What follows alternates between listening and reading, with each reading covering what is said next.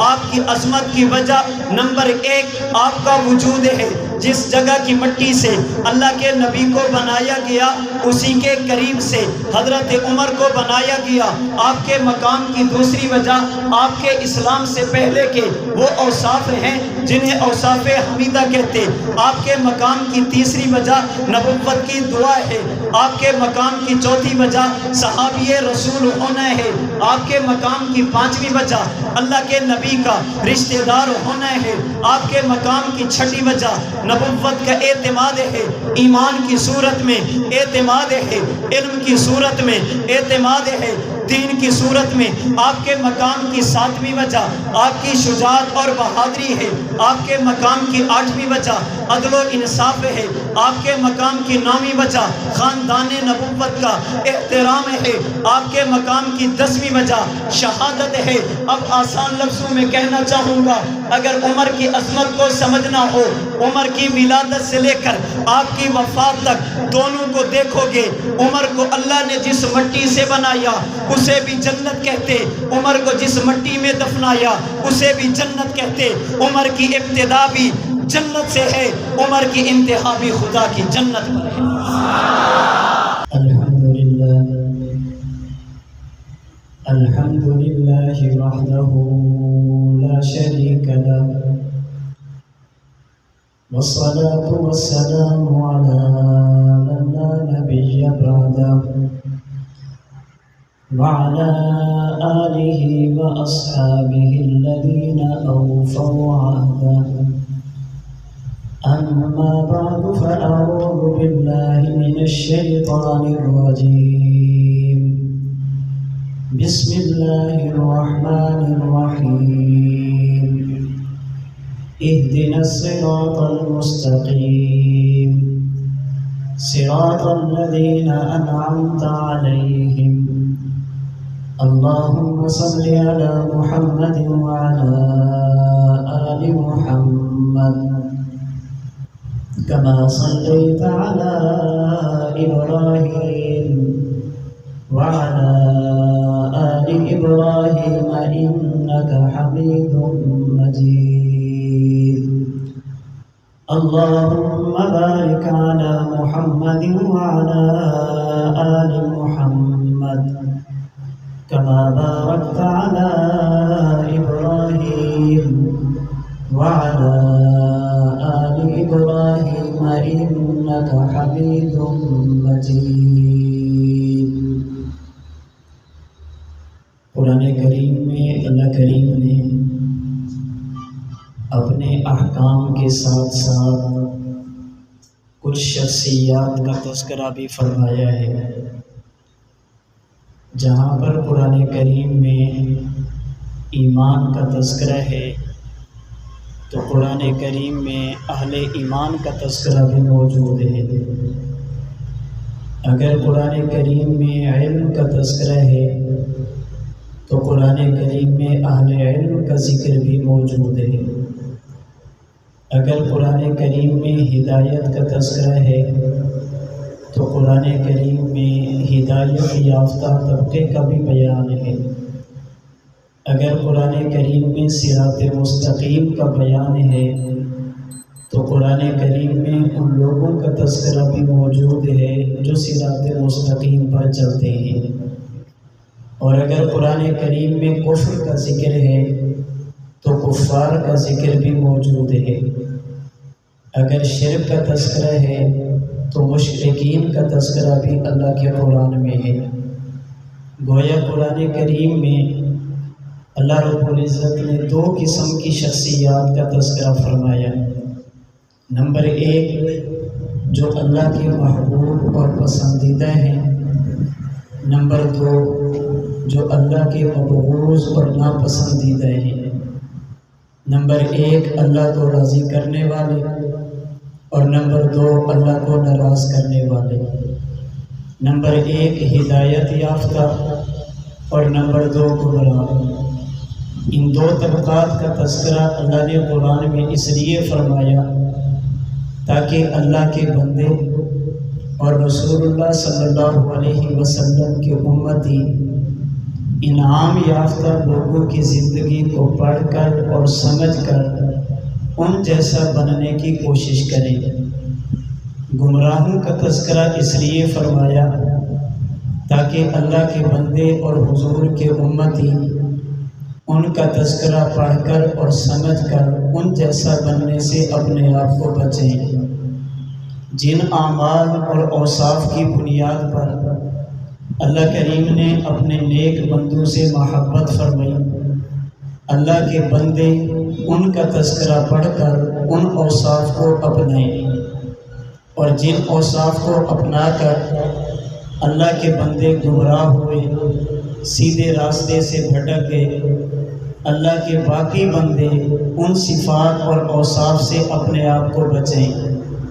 اس لیے قرآن کریم کی سب سے پہلی سورۃ الفاتحہ، جسے ام الکتاب اور ام القرآن کہا جاتا ہے، اللہ نے جہاں پر اس میں اپنی توحید، انبیاء کی نبوت، قیامت اور آخرت، احکام اور عبادات کا تذکرہ فرمایا، صراط الذین انعمت علیہم فرما کر اپنے محبوب، انعام یافتہ اور پسندیدہ طبقے کا بھی تذکرہ فرمایا، اور غیر المغضوب علیہم ولا الضالین فرما کر اپنے مبغوض اور ناپسندیدہ طبقے کا تذکرہ بھی اللہ نے اسی صورت میں فرمایا۔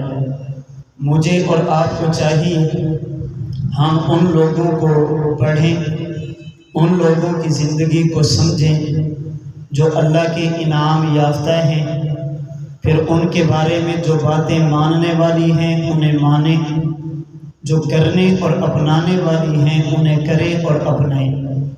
اللہ رب العزت کے ان نیک بندوں میں ایک بہت بڑا نام امیر المومنین، خلیفۃ المسلمین، مراد رسول سیدنا فاروق اعظم رضی اللہ تعالی عنہ کی شخصیت ہے۔ حضرت فاروق اعظم رضی اللہ تعالی عنہ کا مقام، مرتبہ، آپ کی عظمت اور شان ایک ایسا عنوان ہے جس پر کئی ایک باتوں کو لے کر بڑی تفصیل سے گفتگو کی جا سکتی ہے۔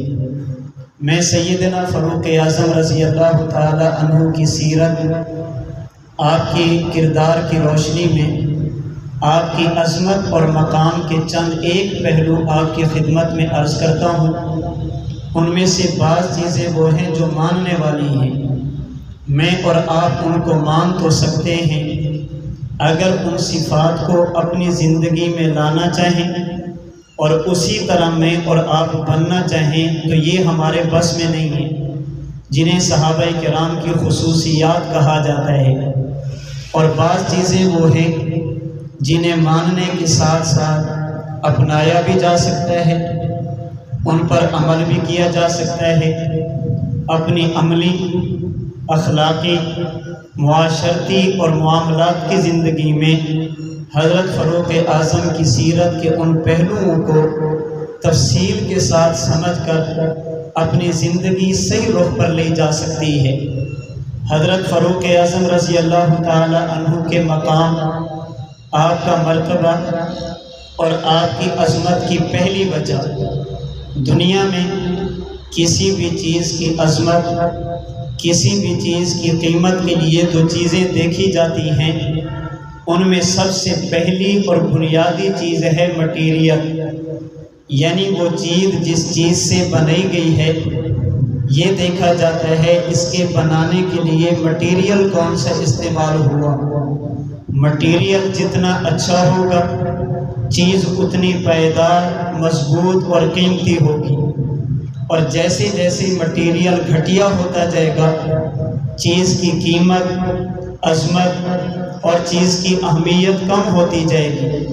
سیدنا فاروق اعظم رضی اللہ تعالی عنہ کی عظمت کو اگر اس پس منظر میں سمجھنا ہو تو یہ بات سمجھیں، اللہ رب العزت نے انسان کو جس چیز سے بنایا، جو انسان کے وجود کا مٹیریل ہے، اسے مٹی کہتے ہیں، اور کس انسان کو کس مٹی سے اللہ بناتے ہیں، اس کے لیے امام قرطبی رحمۃ اللہ علیہ نے تفسیر قرطبی سورہ طٰہٰ آیت نمبر 55 اللہ کریم کا فرمان ہے منہا خلقناکم وفیہا نعیدکم ومنہا نخرجکم تارۃ اخری، ہم انسان کو مٹی سے بناتے ہیں، موت کے بعد مٹی میں لے کر جاتے ہیں اور قیامت کے دن اسی مٹی سے نکالیں گے۔ امام قرطبی نے تفسیر قرطبی میں اس آیت کی تفسیر میں اللہ کے رسول صلی اللہ علیہ وسلم اور صحابہ کرام کے فرامین بیان کیے، جنہیں اہل علم کی زبان میں کہتے ہیں احادیث مرفوعہ بھی بیان کی اور احادیث موقوفہ بھی بیان فرمائی۔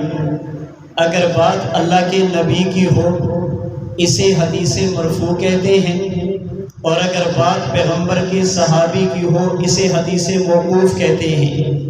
ان تمام روایات کا خلاصہ یہ ہے، اگر کسی بندے نے یہ دیکھنا ہو کس بندے کے وجود میں مٹی کیسی ہے، اس کا مٹیریل اور خمیر کیسا ہے، اس کے لیے اصول یہ ہے یہ دیکھا جائے کہ موت کے بعد اس کی قبر کہاں پر ہے۔ جس مٹی سے اللہ انسان کو بناتے ہیں، موت کے بعد اسی جگہ کی مٹی میں انسان کو اللہ قبر بنوا کر دفنواتے ہیں۔ جس جگہ پر انسان کی قبر بنے اسی جگہ کی مٹی یہ انسان کے خمیر انسان کے وجود میں بطور مٹیریل کے شامل ہوتی ہے۔ امام حیثمی رحمۃ اللہ علیہ نے حدیث مبارک کی کتاب مجموع الزوائد میں اس پر ایک حدیث پاک نقل کی۔ سیدنا عبداللہ بن عمر رضی اللہ تعالی عنہما فرماتے ہیں ان حبشیا دفن بالمدینہ، ایک شخص حبشہ کا رہنے والا وہاں سے چلا، اللہ کے نبی کی خدمت میں حاضر ہوا، کلمہ پڑھا اور مسلمان ہوا۔ اللہ کے نبی کے اس صحابی کا انتقال ہوا، رہنے والا حبشہ کا تھا لیکن دفن مدینہ منورہ میں ہوا۔ رسول اللہ صلی اللہ علیہ وسلم نے فرمایا دفن بالطینۃ التی خلق منہا، میرے اس صحابی کو جس مٹی سے بنایا گیا تھا اسی مٹی میں دفنایا گیا، یعنی اس کے وجود میں مٹی مدینہ کی تھی، اس لیے اس کی قبر مدینہ میں بنی۔ اگر اس حدیث مبارک کی روشنی میں حضرت عمر کی عظمت کو سمجھنا ہو تو یہ دیکھا جائے گا کہ آپ کا مٹیریل کہاں سے لیا گیا، آپ کے وجود کو کس مٹی سے بنایا گیا۔ اس کے لیے دیکھیں کہ حضرت عمر کی قبر کہاں پر، جہاں پر حضرت عمر کی قبر ہوگی اسی جگہ کی مٹی حضرت عمر کے وجود میں بطور خمیر اور بطور مٹیریل کے شامل ہوگی۔ اگر تفصیل کے ساتھ دیکھا جائے حضرت عمر کی قبر جس جگہ پر ہے اسے سیدہ عائشہ صدیقہ کا حجرہ، اللہ کے نبی کا روضہ کہتے ہیں۔ حضرت عمر کی قبر اللہ کے نبی کی قبر کے ساتھ ہے۔ اس کا معنی یہ جس جگہ سے نبوت کے وجود کو مٹی لے کر بنایا گیا اسی کے قریب سے مٹی لے کر حضرت عمر کو بھی بنایا گیا۔ حضرت عمر کے وجود میں مٹی اللہ کے نبی کی مٹی کے قریب قریب ہے۔ اللہ کے نبی کا خمیر جہاں سے لیا گیا اسی کے بالکل قریب سے حضرت عمر کا خمیر بھی لیا گیا۔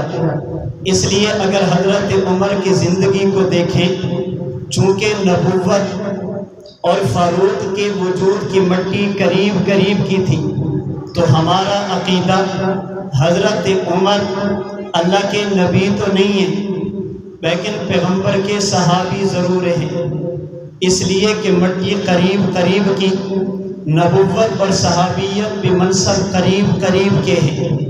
سیدنا فاروق اعظم صاحب وحی تو نہیں ہے لیکن حضرت فاروق اعظم صاحب الہام اور محدث ضرور ہیں، اس لیے کہ نبوت اور فاروق کی مٹی قریب قریب کی ہے۔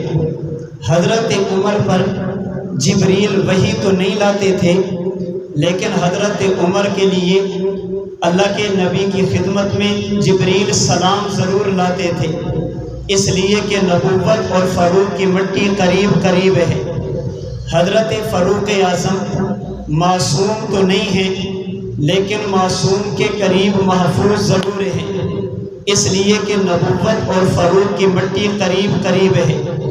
حضرت فاروق اعظم رضی اللہ تعالی عنہ پر اللہ کا قرآن تو نہیں اترا، لیکن آپ کی منشا پر قرآن ضرور اترا، اس لیے کہ نبوت اور فاروق کی مٹی قریب قریب ہے۔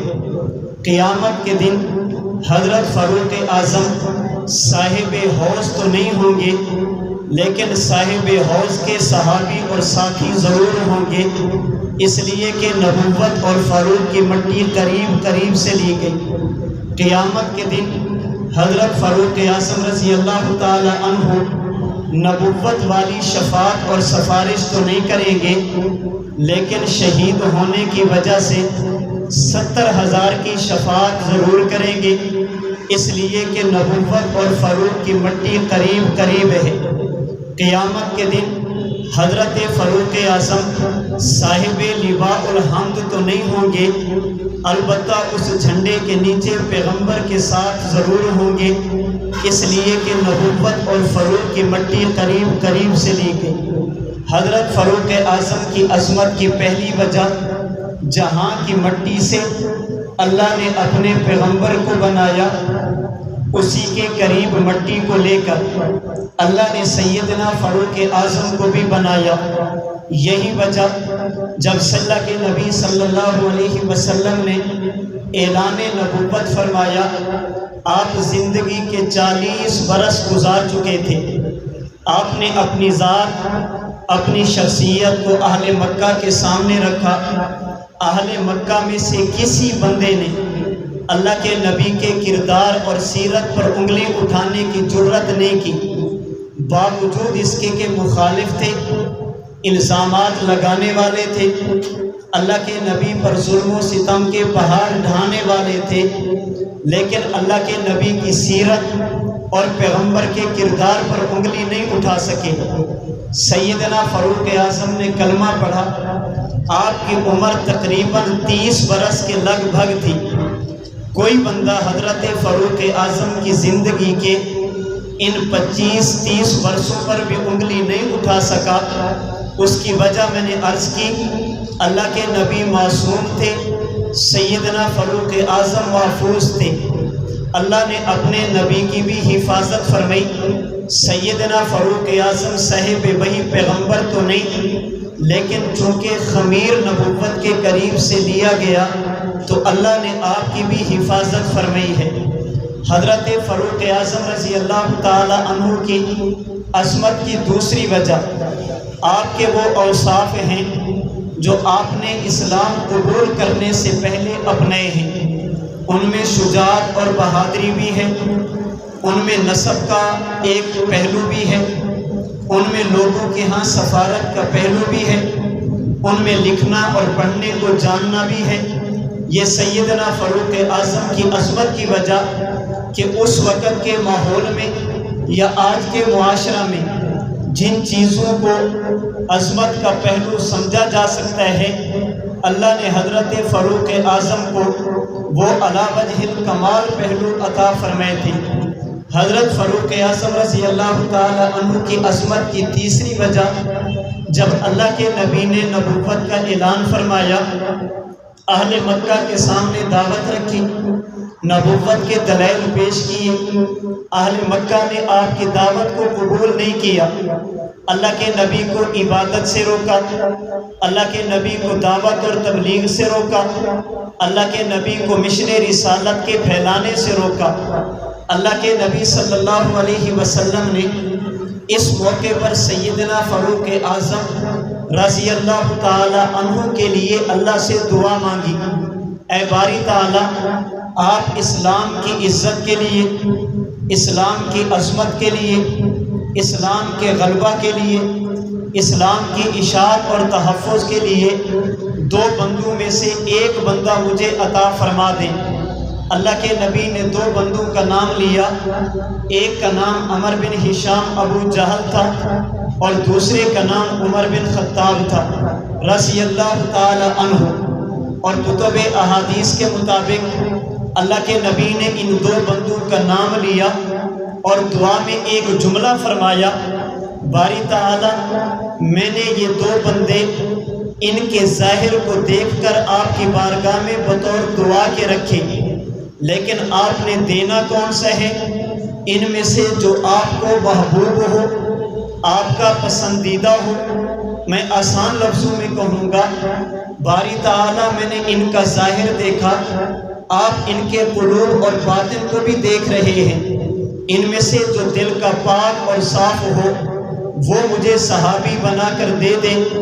اللہ کے نبی نے سیدنا فاروق اعظم کو مانگا اور اللہ نے پیغمبر کی دعا کو قبول کیا اور حضرت فاروق اعظم کو مراد پیغمبر، مراد رسول بنا کر اپنے نبی کی بارگاہ میں بھیجا۔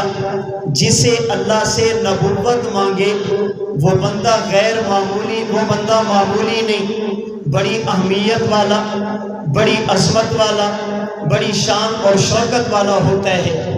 حضرت فاروق اعظم رضی اللہ تعالی عنہ کی عظمت کی چوتھی وجہ، جب آپ بارگاہ نبوت میں پہنچے، اللہ نے آپ کو ایک اعزاز ایسا عطا فرمایا جو زمین کی پشت پر اور آسمان کی چھت کے نیچے اس روئے زمین پر نبوت کے بعد سب سے اعلیٰ مقام ہے، جسے نبوت کا صحابی کہتے ہیں۔ حضرت فاروق اعظم کی عظمت کی وجہ آپ اللہ کے نبی کے صحابی بنے، ایمان کی حالت میں نبوت سے ملاقات کی، اللہ کے نبی کا کلمہ پڑھا اور ایمان کی حالت میں آپ نے دنیا کو چھوڑا۔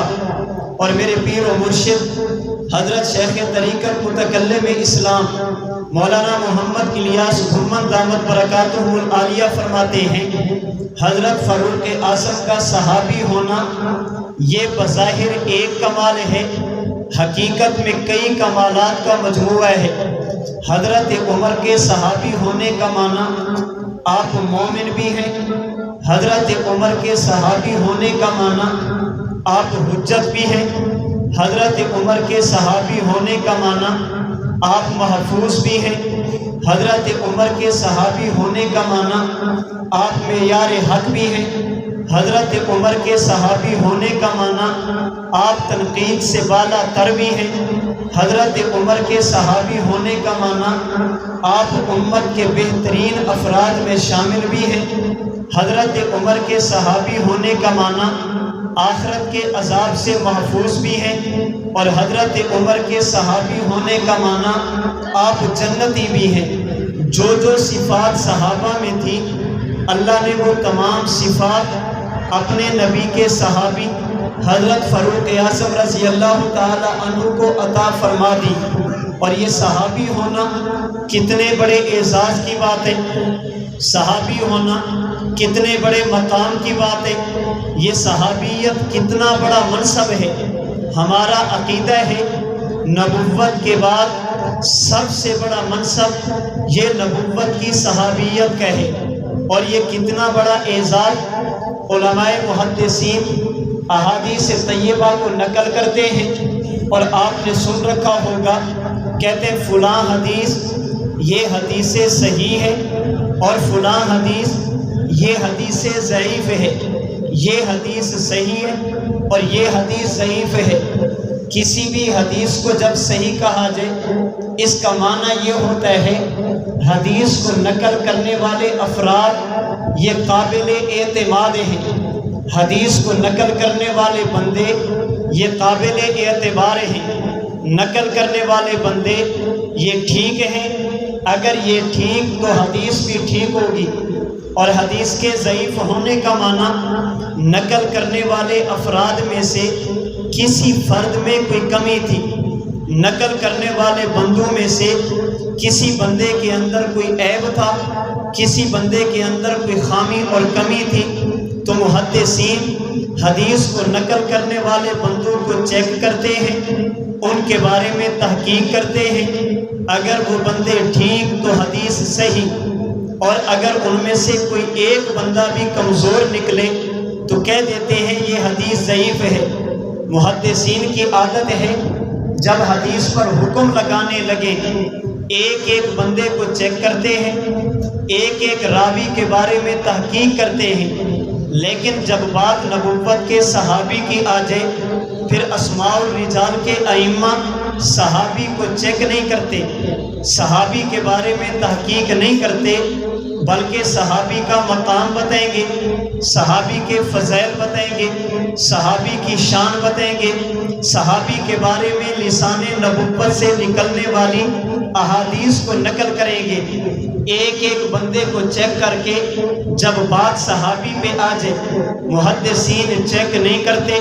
کیوں؟ میں سمجھانے کے لیے مثال دیتا ہوں۔ حضرت امام بخاری رحمۃ اللہ علیہ نے صحیح بخاری کو ختم کیا، آخری حدیث نقل کی، فرمایا وَبِهِ قَالَ حَدَّثَنَا احمد بن اشکاب حدثنا محمد بن فضیل عن عمارة بن القعقاع عن ابی زرع عن ابی ہریرہ رضی اللہ عنہ وعنہ قال قال رسول اللہ صلی اللہ علیہ وسلم کلمتان حبیبتان الی الرحمن ثقیلتان فی المیزان خفیفتان علی اللسان سبحان اللہ وبحمدہ سبحان اللہ العظیم۔ امام بخاری فرماتے ہیں مجھے حدیث بیان کی میرے استاد احمد بن اشکاب نے، وہ کہتے مجھے حدیث بیان کی محمد بن فضیل نے، وہ کہتے مجھے بیان کی عمارہ بن قعقاع نے، وہ کہتے مجھے بیان کی ابو زرع نے، وہ کہتے مجھے بیان کی ابو ہریرہ نے، وہ کہتے میں نے اللہ کے نبی سے سنا۔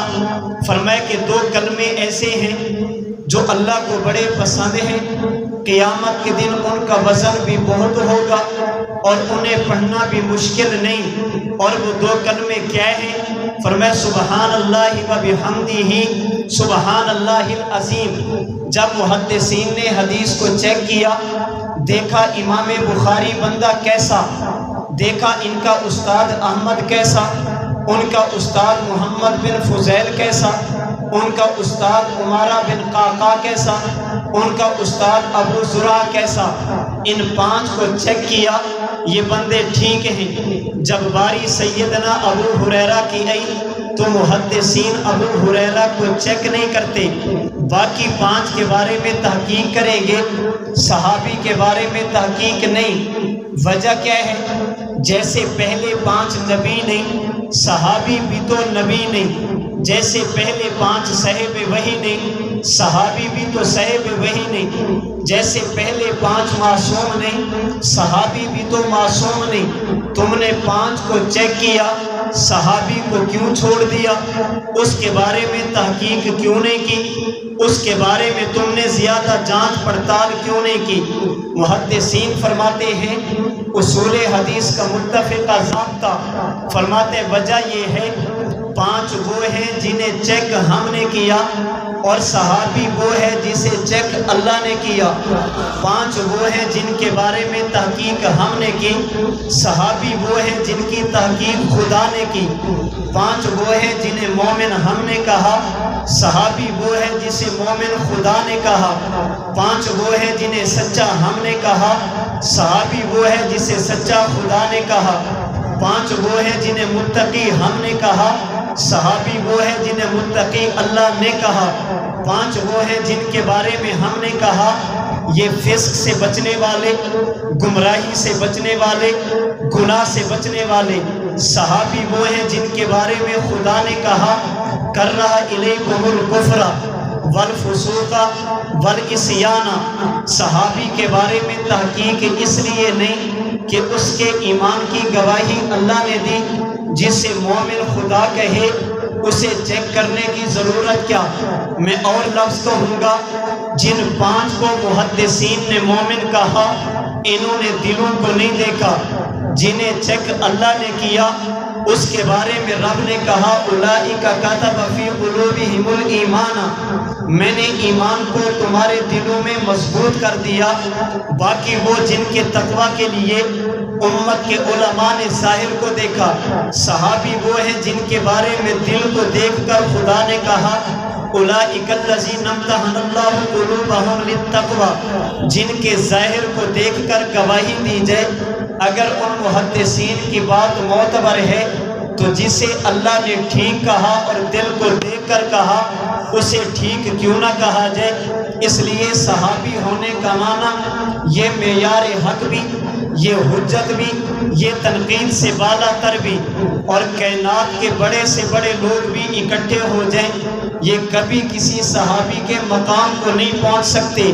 مجھے میرے مرشد نے جو عقیدہ پڑھایا اور آج بھی پڑھیں گے، پہلے بھی بتایا، آج بھی بتائیں گے اور آئندہ بھی بتاتے رہیں گے، سیدنا صدیق اکبر کے بارے میں، سیدنا عثمان کے بارے میں، سیدنا حسین کے بارے میں، سیدنا امیر معاویہ کے بارے میں بتا چکے، آج سے سیدنا عمر کے بارے میں بتائیں گے، اور اللہ میرے شیخ کی حفاظت فرمائے، انشاءاللہ آنے والے دنوں میں سیدنا علی المرتضیٰ کے بارے میں بھی بتائیں گے۔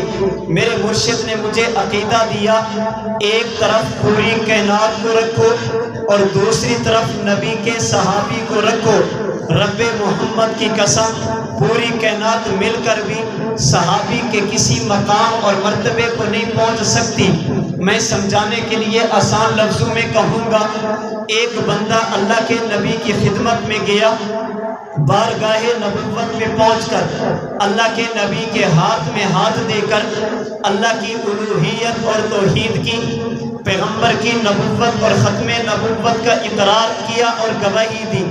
ابھی اس صحابی نے نماز نہیں پڑھی، اس بندے نے روزہ نہیں رکھا، اس بندے نے حج نہیں کیا، اس بندے نے زکوٰۃ نہیں دی، ادھر نبی کا کلمہ پڑھا، نبی کا صحابی بنا، اگلے لمحے میں اس کا انتقال ہوا، دنیا چھوڑ دی، اس کے نامہ اعمال میں سوائے کلمہ کے اور کوئی نیکی موجود نہیں، صحبت نبوت کے کوئی اور نیکی موجود نہیں۔ صحابہ کرام میں سے یہ صحابی صحابہ کے اعتبار سے سب سے ادنا مرتبے والا، لیکن اگر بات غیر صحابی کی جائے، ایک تحقیق کے مطابق اس وقت پوری دنیا کی آبادی 7 ارب اور 40 کروڑ ہے۔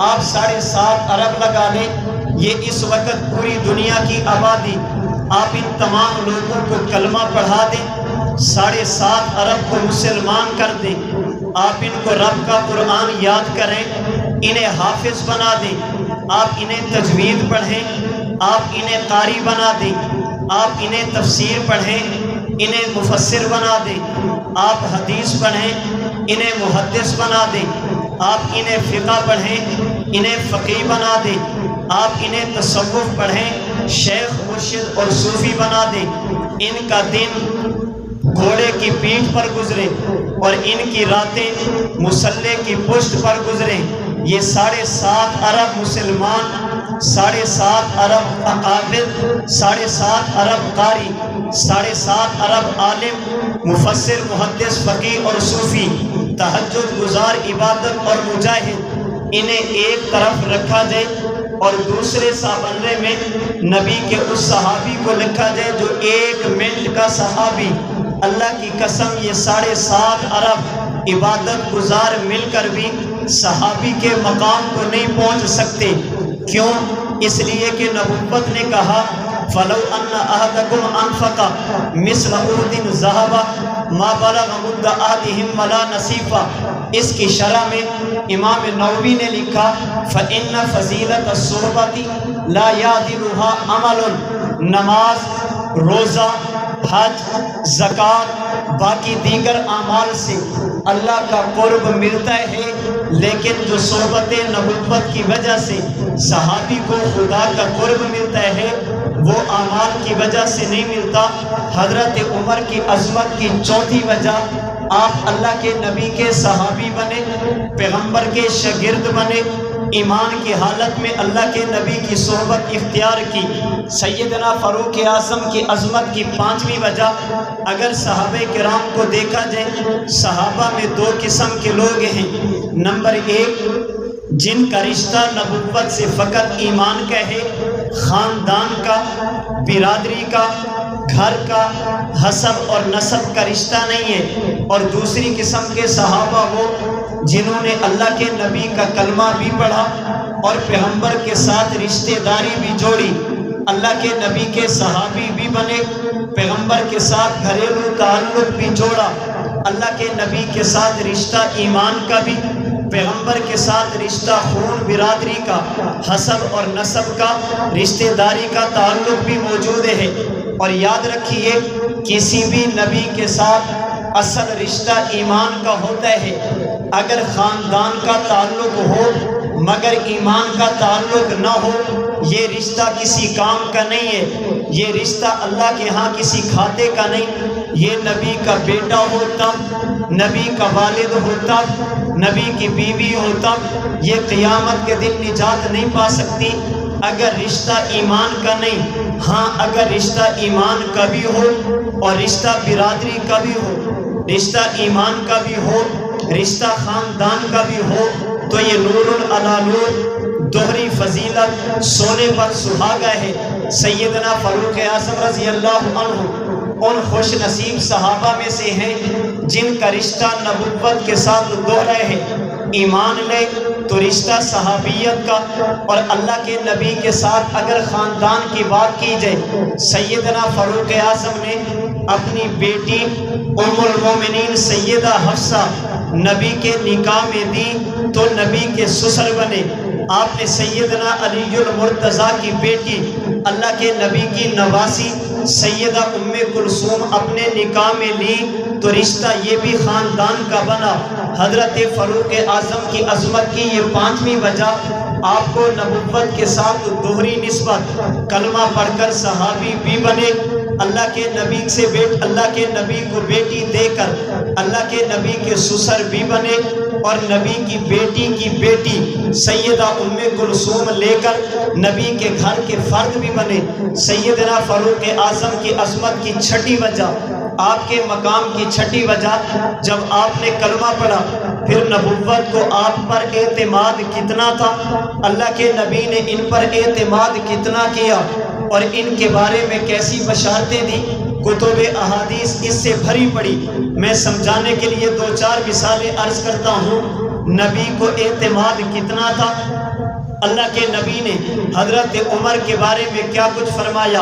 صحابہ کرام فرماتے ہیں مسجد نبوی اللہ کے نبی نے نماز پڑھی، نماز پڑھانے کے بعد آپ نے صحابہ کی طرف چہرہ انور کیا اور آپ فرمانے لگے، کل ایک بندہ ایک بیل لے کر جا رہا تھا، اس کے ذریعے کھیتی باڑی کر رہا تھا یا اسے لے کر جا رہا، اس بیل نے تھوڑی سی سستی کی تو اس مالک نے اس بیل کو مارا اور مارنے کے بعد اس پر چڑھ کر بیٹھ گیا، تو یہ بیل کہنے لگا میں اس لیے تو پیدا نہیں کیا گیا، اللہ نے مجھے اس لیے تو نہیں بنایا کہ تم مجھے مارتے رہو، اللہ نے اس لیے تو پیدا نہیں کیا کہ میری پیٹھ پر بیٹھ کر سواری کرتے رہو، اللہ نے تو مجھے اس لیے پیدا کیا تاکہ میرے ذریعے کھیتی باڑی کا کام لو۔ صحابہ کرام کہنے لگے سبحان اللہ یا رسول اللہ، کیا بات ہے، جانور بھی بات کرتے ہیں۔ صحابہ کرام نے ازراہ تعجب فرمایا یا رسول اللہ سبحان اللہ، اب جانور بھی بات کرنے لگے۔ اللہ کے نبی نے ارشاد فرمایا اومنو بہذا انا و ابو بکر و عمر، فرمایا کہ صحابہ جانور بات کرتے ہیں، اس بات کو میں محمد بھی مانتا ہوں، میرا ابو بکر بھی مانتا ہے اور میرا عمر بھی مانتا ہے۔ اور یہ مجلس وہ تھی جس میں حضرت ابو بکر موجود نہیں تھے، حضرت عمر موجود نہیں تھے، اللہ کے نبی نے ان کی غیر موجودگی میں کہا اس پر ایمان میرا بھی، اس پر ایمان ابو بکر کا بھی، اس پر ایمان عمر کا بھی۔ اس سے 2 باتیں سمجھ آئیں، ایک تو پیغمبر نے ان کے ایمان کی گواہی دی اور دوسرا اللہ کے نبی نے ان دونوں کے ایمان کو اپنے ایمان کے ساتھ ملا کر ذکر کیا، یعنی جیسے ان چیز پر ایمان میرا ویسے ہی ان چیزوں پر ایمان میرے صحابہ ابو بکر کا بھی، میرے عمر کا بھی۔ اللہ کے نبی نے بشارتیں کیا دی، اللہ کے نبی نے اعتماد کتنا کیا، فضیلت کتنی سنائی۔ اللہ کے نبی نے ارشاد فرمایا صحابہ میں نے رات خواب دیکھا، نیند کی حالت میں ایک فرشتے نے مجھے دودھ کا پیالہ پیش کیا، پھر اس دودھ کے پیالے کو میں نے اپنے لبوں سے لگایا، میں نے اس سے دودھ کو پیا، پھر میرا جھوٹا جو بچ گیا، میرا بچا ہوا دودھ جو بچ گیا، میں نے نیند کی حالت میں عمر کو دیا۔ صحابہ کرام نے عرض کیا رسول اللہ، فرشتے نے دودھ آپ کو دیا، آپ نے پی کر بچا ہوا عمر کو دیا، اس کی تعبیر کیا ہے؟ فرمایا العلم، اس کی تعبیر یہ ہے اللہ نے فرشتے کے ذریعے علم مجھ محمد کو دیا اور میں نے علم عمر بن خطاب کو دیا۔ جو علوم اللہ نے مجھے دیے ان علوم کو مجھ سے عمر بن خطاب نے لیے ہیں۔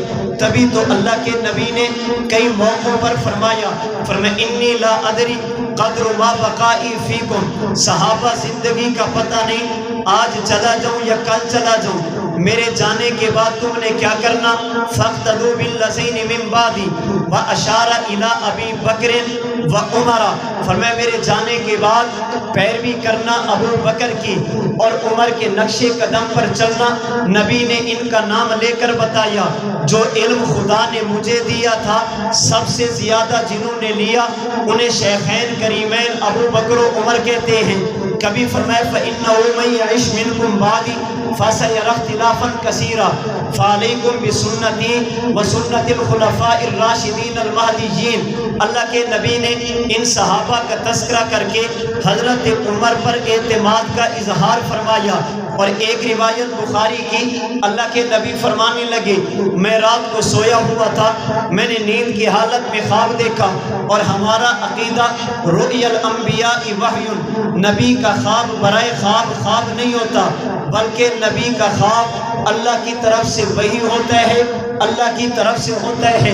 فرمایا میں نے خواب دیکھا، میرے سامنے لوگوں کو پیش کیا گیا اور ان آنے والے لوگوں کے جسموں پر قمیصیں تھیں، ان کے جسموں پر کرتے تھے، اور کسی کی قمیص اس کے سینے تک تھی، کسی کی قمیص سینے کے نیچے تھی، کسی کی قمیص اس کی ناف تک، کسی کی قمیص اس کے گھٹنوں تک تھی، اور میرے سامنے عمر کو لایا گیا، اور عمر اس حالت میں حضرت عمر کے سر سے لے کر آپ کے کندھے سے لے کر پاؤں تک آپ قمیص کے اندر لپٹے ہوئے تھے، اور قمیص کا کچھ حصہ زمین پر گھسٹ رہا تھا، زمین پر گھسٹ کر چڑھ رہا تھا۔ اللہ کے نبی سے صحابہ نے پوچھا یا رسول اللہ، کسی کی قمیص سینے تک، کسی کی قمیص جسم کے نیچے حصے تک، اور عمر کی قمیص پورے جسم پر اور مزید گھسٹ بھی رہی ہے، اس کی تعبیر کیا؟ فرمایا الدین، اس کی تعبیر یہ ہے اللہ نے میرے عمر کو سراپے دین بنا دیا، سر کے بالوں سے لے کر پاؤں کے ناخن تک اللہ نے میرے صحابی کے جسم کو دین کے رنگ میں یوں رنگ دیا جیسے قمیص پورے جسم پر، رب کا دین بھی عمر کی پوری زندگی میں۔ اور علماء نے یہاں پر ایک نقطہ اور لکھا، فرمایا کہ عمر کی قمیص جسم پر بھی تھی، عمر کی قمیص کا کچھ حصہ زمین پر بھی تھا۔ یہ تعبیر تھی عمر کا دین لازمی نہیں، عمر کا دین متعدی ہوگا، دین ان کی ذات تک محدود نہیں رکھے گا، بلکہ یہ دین کے پھیلنے کا بھی ذریعہ بنے گے۔ لوگ ان کے دین سے نصیحت حاصل کریں گے اور لوگ ان کے دین سے دین حاصل کریں گے۔ تو حضرت عمر کی عظمت کی چھٹی وجہ، آپ پر اللہ کے نبی نے اعتماد کیا، کبھی آپ کو مومن کہا، کبھی بچا ہوا دودھ خواب کی حالت میں پلا کر آپ نے علم کی بشارت دی، اور کبھی نبوت نے قمیص اور کرتے میں لپٹا دیکھ کر اس کی تعبیر دین فرمائی۔ حضرت عمر کے مقام کی ساتویں وجہ حضرت عمر کی شجاعت اور بہادری ہے۔ اللہ نے آپ کو کیسا شجاع بنایا؟ حضرت عبداللہ بن مسعود بھی فرماتے ہیں، حضرت ابو موسیٰ اشعری بھی فرماتے ہیں حضرت عمر کی ہجرت یہ اسلام کی مدد تھی، حضرت عمر کی ہجرت یہ اسلام کی نصرت تھی۔ کیا معنی؟ اس کی وضاحت کتب سیرت میں موجود ہے۔ فرمایا کہ جب ہجرت کا وقت آیا، اللہ کے نبی نے صحابہ کرام سے فرمایا مکہ چھوڑو، مدینہ کی طرف جاؤ، جس کو وقت ملے جب وقت ملے، جیسے سہولت ملے، مکہ سے مدینہ کی طرف ہجرت کیجئے۔ صحابہ میں سے کوئی دن کو، کوئی دوپہر کو، تو کوئی رات کو، کوئی اجالے میں، کوئی تاریکی میں، جیسے جس کو وقت ملتا وہ مکہ سے ہجرت کرتا، مدینہ کی طرف جاتا۔ لیکن حضرت عمر کی شجاعت پہ قربان جائیں، جب باری آپ کی ہجرت کی آئی، سیرت نگاروں نے اس کا نقشہ کھینچا۔ آپ گھر سے چلے، آپ نے اسلحہ، آپ نے ہتھیار لیے، اپنی تلوار بھی اپنے جسم پر لٹکئی، اپنے ہتھیار میں سے آپ نے تیر اور تلوار اور نیزے لے کر آپ حدود حرم میں پہنچے۔ بیت اللہ کے قریب جا کر آپ نے 2 رکعت نماز پڑھی، پھر آپ نے اہل مکہ کو بلایا، فلاں کدھر ہے، فلاں کدھر ہے، فلاں کدھر ہے، بڑے بڑے سرداروں کے نام لیے۔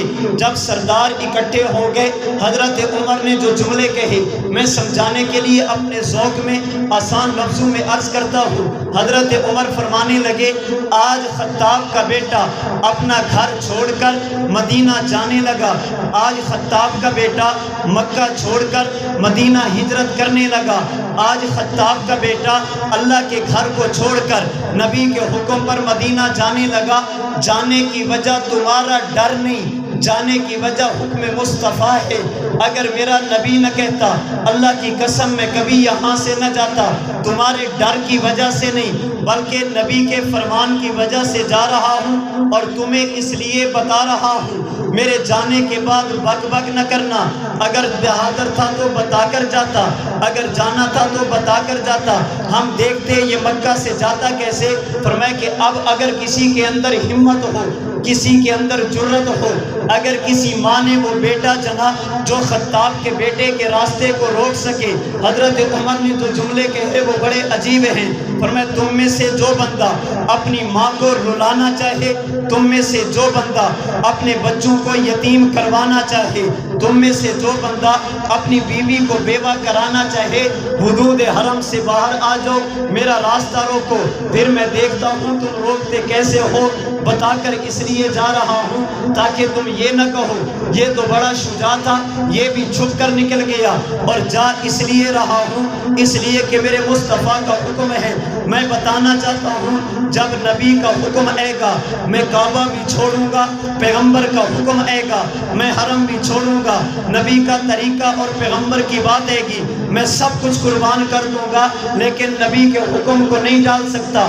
پتہ نہیں آج بعض نادانوں نے کیسے سوچ لیا، عمر نے تراویح کے مسئلے میں مصطفیٰ کے طریقے کو بدل ڈالا، عمر نے طلاق کے مسئلے میں مصطفیٰ کے طریقے کو بدل ڈالا۔ جو عمر پیغمبر کے حکم پر اتنا عمل کرے، نبی کہے کعبہ چھوڑ دو، عمر چھوڑ دے۔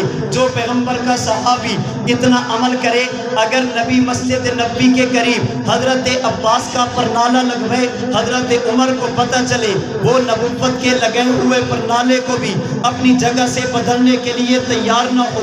جو پرنالے کو تبدیل نہیں کرتا اس نے نبی کی سنت کو کیسے بدلا؟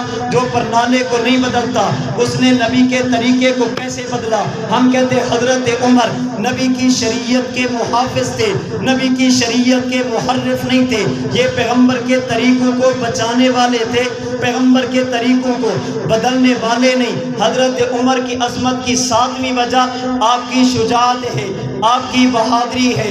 آپ کی یہ شجاعت اور بہادری آپ کے مقام کو مزید نمایاں کرتی۔ حضرت عمر کے مقام کی 8ویں وجہ آپ کا عدل و انصاف ہے، آپ کا دور حکومت ہے، آپ کا دور خلافت ہے۔ حضرت فاروق اعظم رضی اللہ تعالی عنہ کو اللہ نے کیسا عادل بنایا، آپ کو اللہ نے کیسا اقتدار عطا فرمایا۔ حضرت عمر کے زمانے میں یاد رکھنا، انصاف کی بنیاد، امن کی بنیاد، اور دنیا کے کسی بھی خطے کے لیے امن کی بنیاد 2 چیزیں ہوتی، نمبر 1 انصاف اور عدل، نمبر 2 معاش اور معیشت۔ یہ 2 چیزیں بنیاد ہوتی ہیں کسی بھی جگہ کے لیے، امن کے پرامن ہونے کے لیے۔ اور حضرت فاروق اعظم نے عدل ایسا فرمایا کہ عدل بکتا نہیں تھا، عدل گلیوں میں چلتا تھا۔ عدل کو دینے کے لیے، عدل کو لینے کے لیے کسی جگہ پر جانا نہیں پڑتا تھا، بلکہ عدل چل کر ان کے دروازوں پہ جاتا، تفصیل میں نہیں جاتا، اشارہ کرنے لگا۔ اور اس عدل کے لیے حضرت عمر نے ابتدا کی ہے اپنی ذات سے. اگر پیٹ میں درد ہوا آپ نے وہ تو برداشت کیا، لیکن سوکھی روٹی کھانے کی وجہ سے آپ نے عدل کا دامن پھر بھی نہیں چھوڑا. اگر آپ کی بیوی کی بات آئی آپ اسے عطر اور خوشبو کو تقسیم کرنے کی اجازت نہیں دیتے. کہیں ایسا نہ ہو تو خوشبو کو تقسیم کرے اور خوشبو کے کچھ ذرات تیری انگلیوں پہ لگے رہ جائیں. میں قیامت کے دن اللہ کو کیا منہ دکھاؤں گا.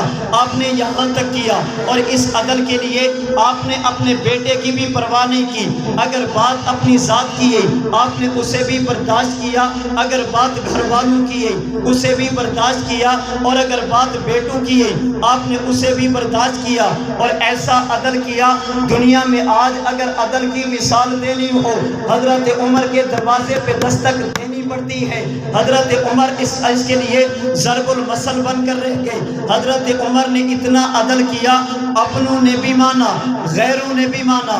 جنہوں نے آپ کو مانا عدل کی گواہی انہوں نے بھی دی، اور جنہوں نے نہیں مانا عدل کی گواہی انہوں نے بھی دی. حضرت عمر کے مقام کی نامی وجہ اللہ کے نبی کے خاندان کا ادب تھا، خاندان کا احترام تھا، اللہ کے نبی کی آل کے ساتھ رشتہ محبت کا تھا. وہ سیدہ فاطمہ ہو تب، سیدنا حسن ہو تب، سیدنا حسین ہو تب. اللہ کے نبی کے صحابی کے پاس مال غنیمت میں کچھ رقم آئی، کچھ مال غنیمت آیا. آپ نے صحابہ کو جمع کیا، فرمائے کون اٹھائے گا؟ فرمائے حسن آ جائے. حسن نے وہاں سے اٹھے، فرمائے 1000 اٹھا لو. حسین آگے، فرمائے 1000 تم بھی اٹھا لو. حضرت عبداللہ بن عمر آگے، فرمائے 500 تم بھی اٹھا لو. حضرت عبداللہ بن عمر کہنے لگے ابا جان امیر المؤمنین انہیں 1000 دیا، مجھے 500 دیا، انہیں زیادہ دیا، مجھے کم دیا. اس کی وجہ کیا؟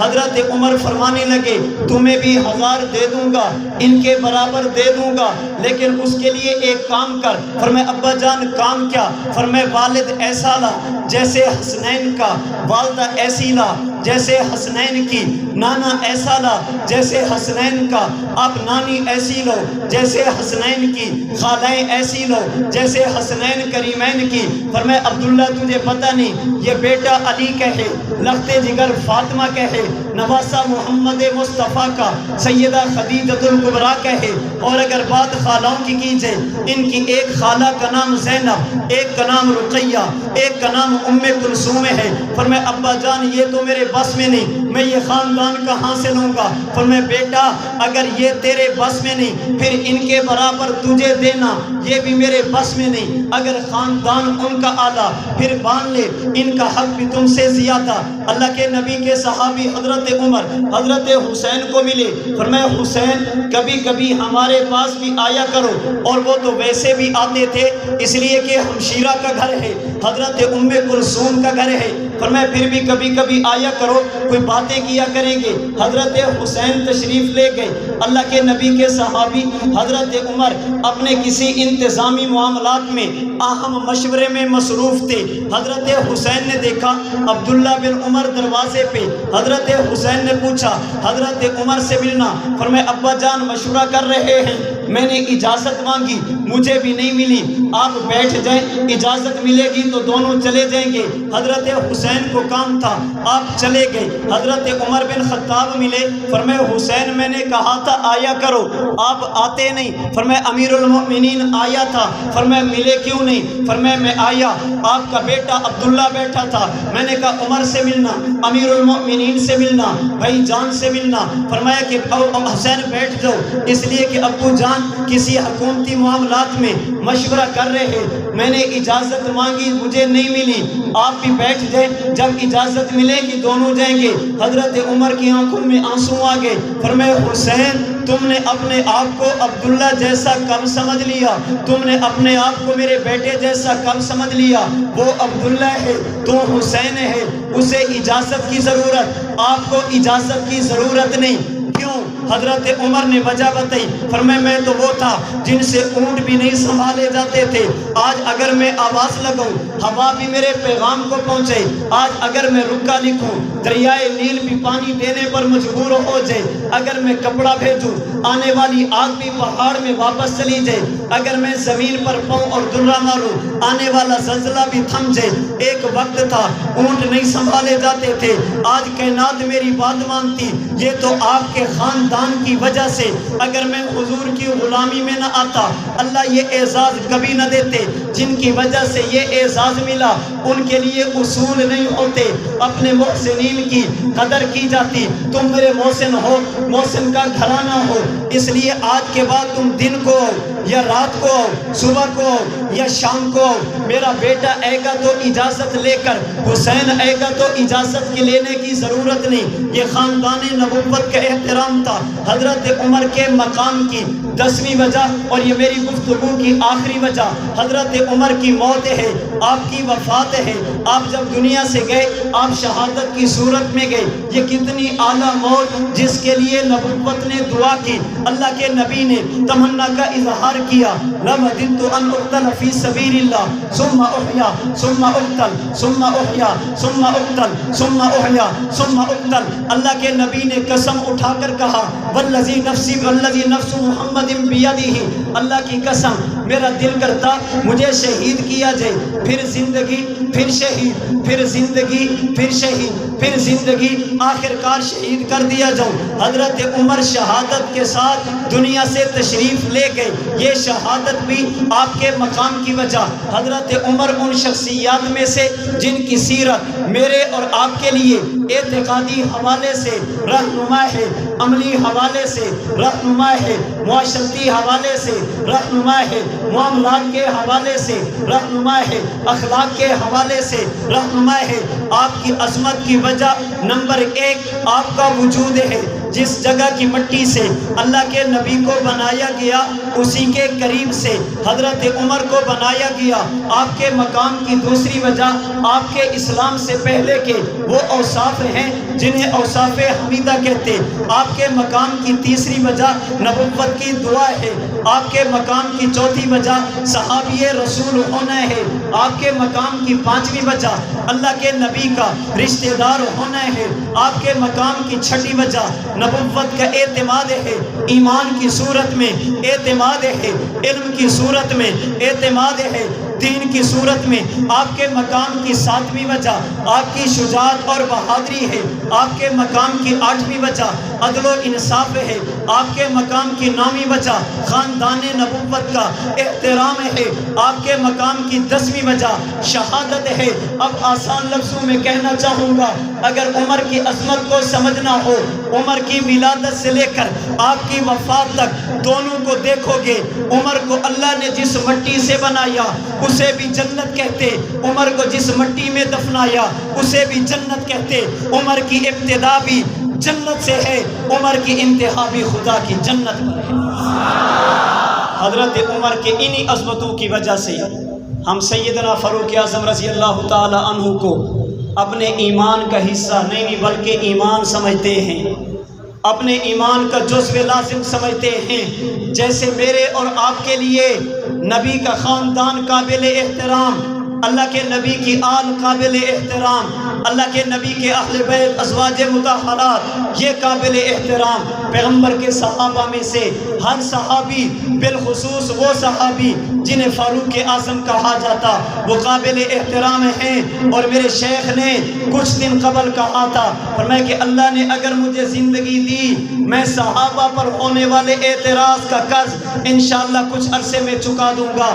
اگر دنیا کے کسی کونے میں بیٹھ کر، کسی پلیٹ فارم پر بیٹھ کر، میڈیا پہ بیٹھ کر کسی نے ابو بکر صدیق پر اعتراضات کیے، میرے حضرت نے تحریر کی صورت میں بھی جواب دیا، کتاب چھپ چکی، آپ نے 3 گھنٹوں تک اس پر تفصیلی درس ریکارڈ کر کے تقریر کی صورت میں بھی سیدنا صدیق اکبر کا دفاع کیا۔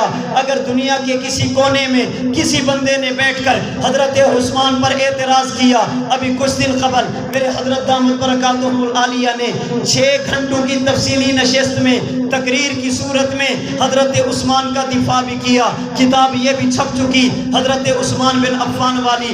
اگر کسی بندے نے سیدنا حسنین کریمین بالخصوص سیدنا حسین کی شخصیت کو مجروح کرنے کی کوشش کی، ابھی چند دن قبل حضرت استاد محترم دامت برکاتہ عالیہ نے حضرت حسین کے حوالے سے بھی تقریباً 6 گھنٹے تقریر کی صورت میں حضرت حسین کا دفاع کیا. کتاب ان قریب یہ بھی آ جائے گی.